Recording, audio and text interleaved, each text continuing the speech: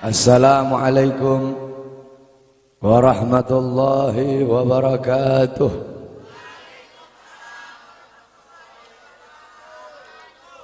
Bismillahirrahmanirrahim. Alhamdulillahil qawiyyi sultanuh, al-wadihil burhanuh, al-mabsut fil wujud karamuhu wa ihsanuh.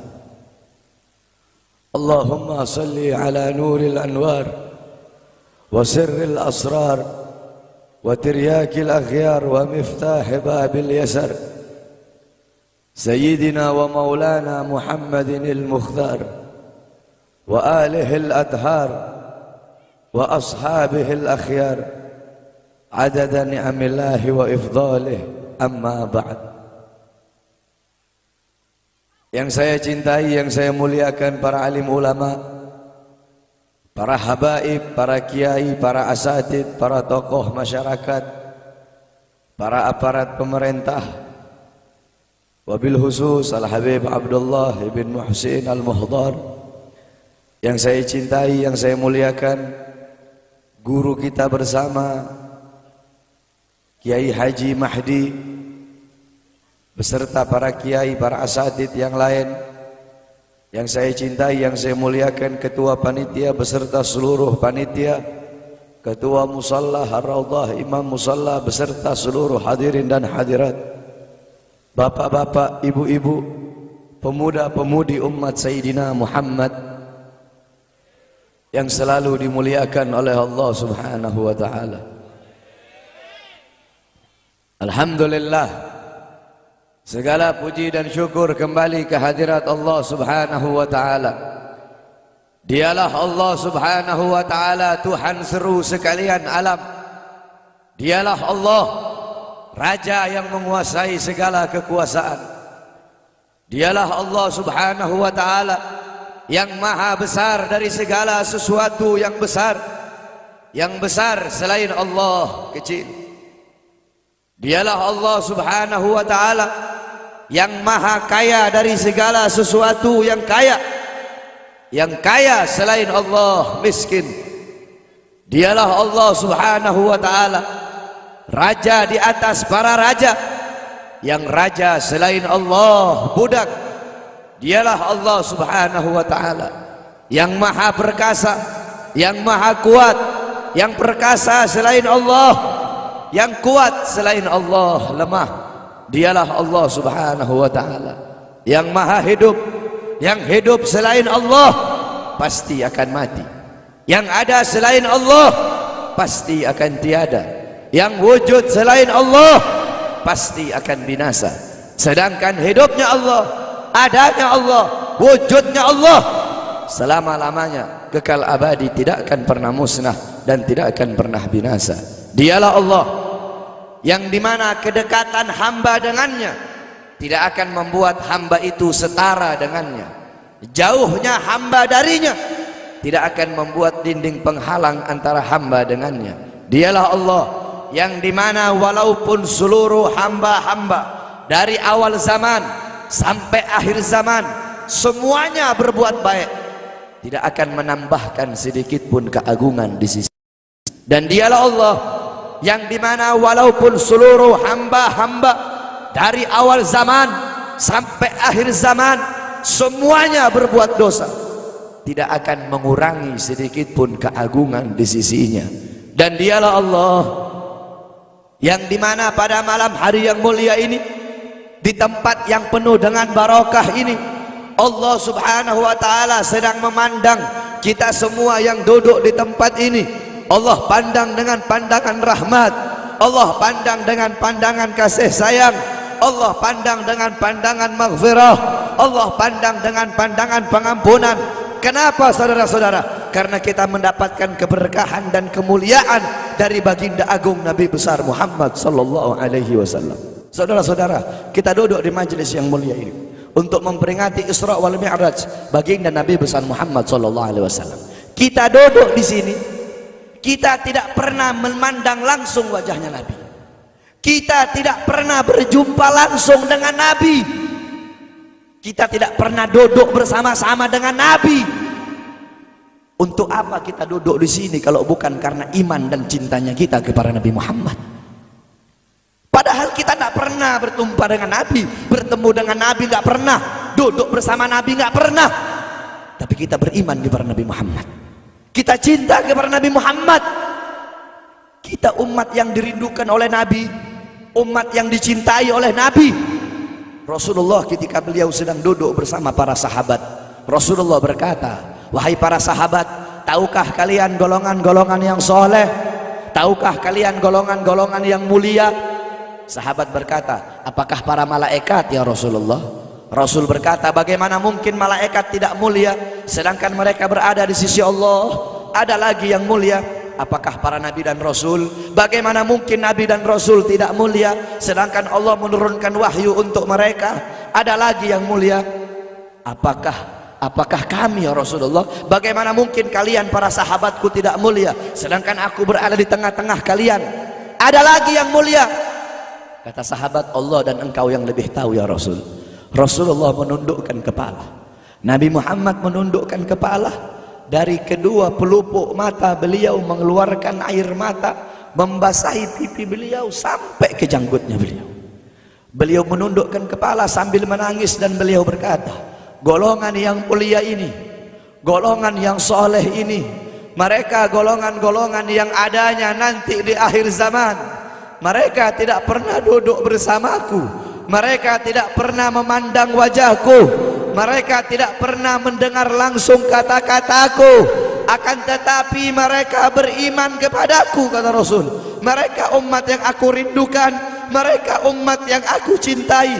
Tuba liman yarani wa amana bi, wa tuba summa tuba liman lam yarani wa amana bi.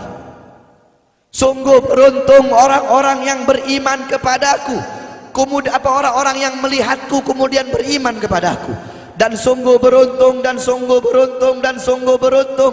3 kali keberuntungan, 3 kali kemuliaan bagi orang-orang yang tidak pernah melihatku, akan tetapi mereka beriman kepadaku. Siapa? Kita umat Nabi Muhammad SAW. Kita tidak pernah memandang wajah Nabi, tidak pernah berkumpul dengan Nabi, tapi kita beriman kepada Nabi Muhammad. Apalagi kita umat Islam Indonesia. Umat Islam Indonesia, umat yang dicintai oleh Rasulullah As-Sayyid Al-Habib Muhammad bin Alwi Al-Maliki. Ketika beliau berziarah ke makam Nabi Muhammad, dalam keadaan sadar, beliau berjumpa langsung dengan Nabi Muhammad. Di belakang Nabi Muhammad ada ribuan orang. Habib Muhammad pun bertanya, ya Rasulullah, siapa yang ada di belakangmu ini ya Rasulullah? Ribuan orang ini, ribuan golongan ini, siapa ya Rasulullah? Rasulullah berkata, ini mereka yang ada di belakangku. Mereka adalah umat Islam yang aku cintai. Mereka umat Islam yang ada di Indonesia, kata Rasulullah SAW. Kita dicintai oleh Rasul. Kenapa? Coba kita lihat di Indonesia, saudara-saudara. Kalau bulan Maulud, kalau bulan Rabiul Awal, di kampung-kampung, di musola-musola, setiap masjid, setiap langgar, setiap pesantren, setiap RT, setiap RW pasti bikin maulid Nabi Muhammad. Kalau udah bulan Rajab, setiap pesantren, musola, masjid, kampung, RT, RW pasti bikin Isra wal Mi'raj sebagai Nabi besar Muhammad. Negara-negara yang lain, tempat-tempat yang lain tidak seperti kita, saudara-saudara. Makanya kita menjadi umat yang dicintai oleh Rasul, umat yang dimuliakan oleh Nabi Muhammad, umat yang dirindukan oleh Nabi Muhammad SAW. Allah berkata dalam Al-Quran, laqad ja'akum rasulun min anfusikum azizun alaihi ma'anittum harisun alaikum bil mu'minina raufur rahim. Hei sekalian umat manusia, yang kaya, yang muda, yang tua, yang muda, yang kaya, yang miskin, mulai pejabat sampai rakyat, ulama sampai umat. Hei sekalian umat manusia, laqad ja'akum, telah sampai kepada kalian, telah datang kepada kalian rasulun, utusan Allah, min anfusikum, dari golongan kalian manusia, azizun alaihi ma anittum, sungguh berat baginya penderitaan yang kau alami, sungguh berat baginya kesusahan yang kau alami. Sebelum kalian susah, dia lebih dahulu susah. Sebelum kalian menderita, dia lebih dahulu menderita. Sebelum kalian menangis, dia lebih dahulu menangis. Sebelum kalian berdarah, dia lebih dahulu berdarah. Azizun alaihi ma'antum, harisun alaikum, dia menjaga kalian, menjaga akidah kalian, keyakinan kalian, tauhid kalian, syariat kalian, sholat kalian, agar kalian tidak menyimpang, agar kalian tidak tersesat, agar kalian tetap berada di jalannya Allah. Bil mu'minina raufur rahim, kepada orang-orang yang beriman beliau sangat cinta, beliau sangat sayang, beliau mencintaimu sebelum engkau mencintainya, beliau merindukanmu sebelum engkau merindukannya. Siapa beliau? Siapa dia? Dia adalah seorang manusia yang mengorbankan jiwanya, mengorbankan nyawanya, mengorbankan darah dan hartanya demi kita sebagai umat. Beliau kepanasan, kedinginan, 3 hari 3 malam makan, mengganjal perutnya dengan sebongkah batu. Perut suci beliau berbunyi. Kelaparan bukan untuk dirinya, kelaparan bukan untuk anak cucunya, kelaparan demi kita sebagai umat. Beliau seorang manusia yang pipinya pernah tertusuk duri sampai tembus ke sebelah demi kita sebagai umat. Beliau seorang manusia yang pernah wajah beliau dilempari kotoran demi kita sebagai umat. Lupakah kalian dengan air mata beliau yang menetes setiap malam demi kalian? Lupakah kalian darah suci beliau yang menetes ketika berada di kota Taif, dilempari batu demi kalian? Ketika beliau pergi ke kota Taif, dahi beliau dilempar batu, darah ke beliau keluar. Ketika darah itu jatuh, ditampung darah beliau, ditampung darahnya. Sahabat berkata, ya Rasul, kenapa kau tampung darahmu ya Rasul? Rasul berkata, andaikan darahku jatuh di atas tanah Taif, penduduk kota Taif akan ditenggelamkan oleh bumi, sedangkan mereka adalah umatku. Luar biasa kasih sayang Nabi kepada kalian. Tetapi kita sebagai umat tidak tahu diri. Kita sebagai umat merusak sunnahnya. Kita sebagai umat melanggar ajarannya. Kita sebagai umat semakin hari semakin jauh darinya, meninggalkan pakaiannya, meninggalkan ajarannya, meninggalkan sunnahnya, meninggalkan kepribadiannya, meninggalkan akhlaknya, meninggalkan Al-Qur'annya. Rasulullah sallallahu alaihi wasallam yang dimana gal Sayyidina Ali karamallahu wajha, inna Rasulullah fi akhir nafsi harragat syafataihi marratain fa'algaitu sam'i fasami'tuhu yaqul ummati ummati faqubida Rasulullah sallallahu alaihi wasallam wa qala law kanatid dunya tadumu liwahidin la kana Rasulullah sallallahu alaihi wasallam fiha mukhallada. Dari Sayyidina Ali karamallahu wajhah, ketika akhir-akhir detik-detik kematiannya Rasulullah, beliau mendengar, beliau melihat dari bibir Rasulullah bergerak dengan 2 kali gerakan. Beliau mendekatkan telinganya, mendekatkan pendengarannya, dan beliau mendengar Rasulullah berkata, ummati ummati, faqubida Rasul, meninggal Rasulullah sallallahu alaihi wasallam. Ketika nyawa Rasulullah akan dicabut, Rasulullah berkata kepada Jibril, wahai Jibril, aku belum puas meninggalkan umat, aku tidak mau meninggalkan mereka dalam keadaan belum diberi jaminan oleh Allah. Wahai Jibril, sampaikan kepada Allah, aku tidak minta jaminan untuk diriku, aku tidak minta jaminan untuk keluargaku, aku minta jaminan untuk umatku. Wahai Jibril, sampaikan kepada Allah. Jibril pun pergi kepada Allah. Jibril pun berkata, ya Allah, kekasihmu Muhammad meminta jaminan untuk umatnya. Allah bilang, wahai Jibril, katakan kepada Muhammad, aku tidak akan menghinakan umat Muhammad. Basyirhu fa innahu awwalu nasin kharijum minal ardi idza bu'isu. Kemudian beliau ditarik lagi nyawa beliau. Beliau berkata, ya Khalil Israel, wahai kekasihku Israel, apakah seperti ini rasa sakit ketika dicabut nyawa? Israel berkata, iya ya Rasulullah, seperti inilah rasa sakit ketika dicabut nyawa ya Rasulullah. Apakah rasa sakit seperti ini juga yang kelak, yang ya Allah, biar aku menanggung sakratul maut seluruh umat. Ya Allah, mereka tidak akan kuat, mereka tidak akan sanggup.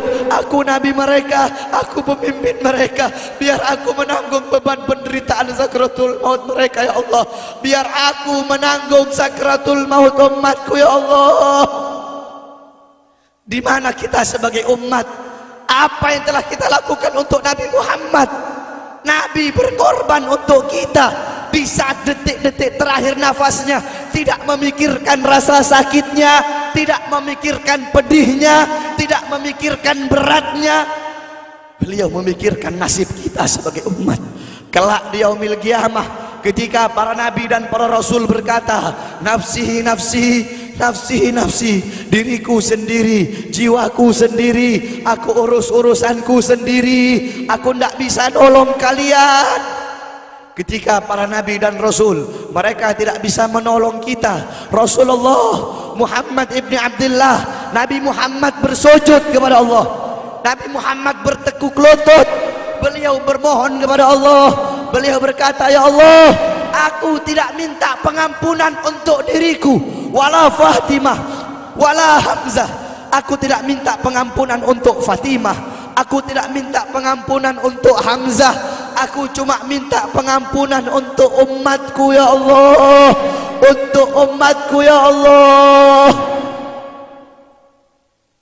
Rasulullah tidak meminta pengampunan untuk dirinya, tidak meminta pengampunan untuk anaknya, tidak meminta pengampunan untuk paman bibinya, tidak meminta pengampunan untuk keluarga atau anak cucunya, tetapi beliau meminta pengampunan untuk kalian sebagai umat. Karena begitu cintanya beliau kepada umat, karena begitu sayangnya beliau kepada umat, sampai-sampai beliau berkata, lau yushaku ahadukum bisyaukatin fi rijlih la ajidu alamaha fi qalbi.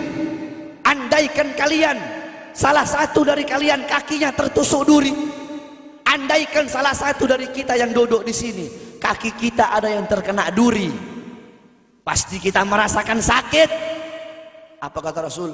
Maka aku tidak merasakan apa yang kalian rasakan, kecuali yang aku rasakan, sampai dalam hati aku rasakan rasa sakit kalian. Lihat bagaimana cintanya Rasul kepada kita. Apa yang sudah kita lakukan untuk Nabi? Sudahkah kita mengorbankan kedua mata kita untuk memandang hal-hal yang disukai oleh Nabi? Sudahkah mengorbankan kedua tangan kita memberi makan golongan-golongan yang dicintai oleh Nabi? Mengorbankan lidah kita untuk mendakwahkan, mensuarakan ajaran syiar Nabi? Sudahkah mengorbankan kedua kaki kita melangkah ke tempat-tempat yang diridhoi oleh Nabi? Kita masih belum bisa balas jasa Nabi, dan tidak akan pernah bisa membalas jasa Nabi Muhammad. Jangankan kita duduk di sini berjam-jam, walaupun kita duduk di sini sampai pagi kita duduk, seumur hidup kita duduk di sini, masih belum bisa membalas jasa Nabi Muhammad. Sekalipun kita merangkak, engkau merangkak dari rumahmu menuju makam Nabi, merangkak bukan dengan kaki, merangkak bukan dengan bukan dengan tangan. Walaupun kalian merangkak dengan kedua mata dari rumah kalian menuju makam Nabi, itu masih belum bisa membalas jasa-jasa Nabi Muhammad sallallahu alaihi wasallam. Kita tidak bisa membalas jasa-jasa Nabi Muhammad. Kecintaan kita tidak ada apa-apanya. Apakah kecintaan kita lebih besar daripada kecintaan seorang anak kecil yang ada di zamannya Syekh Abdurrahman Ad-Dibai? Di zaman Syekh Abdurrahman Ad-Dibai, pengarang Maulid Diba, ketika beliau ingin berziarah ke makamnya Rasul, ketika beliau ingin ziarah ke makamnya Nabi, ada satu orang anak kecil ingin ikut berziarah. Maka kata rombongan, hai anak kecil, engkau tidak boleh ikut. Ini perjalanan memakan waktu berhari-hari, bisa 4 hari, 5 hari, bahkan sampai 1 minggu. Kau tidak boleh ikut. Pergi anak kecil tersebut. Pergilah rombongan Syekh Abdurrahman Ad-Dibai untuk ziarah ke makamnya Nabi. Tanpa sepengetahuan rombongan, ternyata anak kecil tersebut bergelantungan di bawah kereta kuda Syekh Abdurrahman Ad-Dibai. Anak kecil itu bergelantungan. Dia sampai berhari-hari gak makan, gak minum, gak tidur. Hanya apa? Hanya ingin pergi ziarah ke makam Nabi. Saking cintanya kepada Nabi Muhammad, dia sembunyi-sembunyi bergelantungan di bawah kereta. Gak makan, gak minum, gak tidur berhari-hari. Sampai ketika sampai di Madinah, itu anak kecil jatuh. Itu anak kecil terjatuh. Rombongan bilang, bukankah ini anak kecil yang waktu itu mau ikut? Berarti sudah berhari-hari dia di bawah kereta ini, dia nggak makan, dia nggak minum, dia nggak tidur. Anak kecil itu berlari. Anak kecil itu berlari sampai dia terjatuh. Saking bahagianya, dia sudah sampai di Madinah. Dia ambil debu-debu Madinah, pasir Madinah, dia ambil, dia usapin ke mukanya. Saking bahagianya, sampai itu anak mati. Anak kecil tersebut mati membawa kecintaannya kepada Nabi Muhammad. Anak kecil itu mati, gak makan berhari-hari, gak tidur, gak minum, hanya ingin ziarah ke makam Nabi Muhammad. Padahal anak kecil itu tidak pernah memandang Nabi, tidak pernah berkumpul dengan Nabi, tapi kecintaannya luar biasa kepada Rasulullah. Akhirnya anak itu dimakamkan oleh Syekh Abdul Rahman Ad-Dibai di Madinah. Anak kecil itu dimakamkan di Madinah. Nah, setiap tahun Syekh Abdul Rahman Ad-Dibai ziarah ke makamnya Nabi, pasti ziarah ke makam itu anak kecil. Yang anehnya, setiap Syekh Abdul Rahman Ad-Dibai ziarah, makam anak kecil tersebut, kubur anak kecil tersebut bergeser dengan sendirinya mendekati makam Nabi Muhammad SAW. Sampai sekarang makam anak kecil itu ada di samping Masjid Nabawi. Saking cintanya anak kecil tersebut kepada Rasulullah SAW. Kecintaannya kita nggak ada apa-apanya. Kita tiap hari maksiat, tiap hari berbuat dosa, melakukan hal-hal mungkarat, dhalalat, sayyiat. Takutlah kita kepada Allah. Kembalilah ke ajaran Nabi Muhammad. Jadikan beliau sebagai teladanmu, jadikan beliau sebagai pedomanmu. Hidupkan rumah tanggamu dengan ajaran beliau, hidupkan kampungmu dengan dengan ajaran dan sunnah beliau.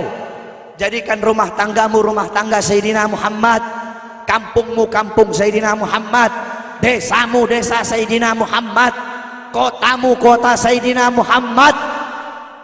Man tasyabbaha biqaumin fahuwa minhum. Barang siapa yang mengikuti suatu kaum, maka dia sama dengan kaum tersebut.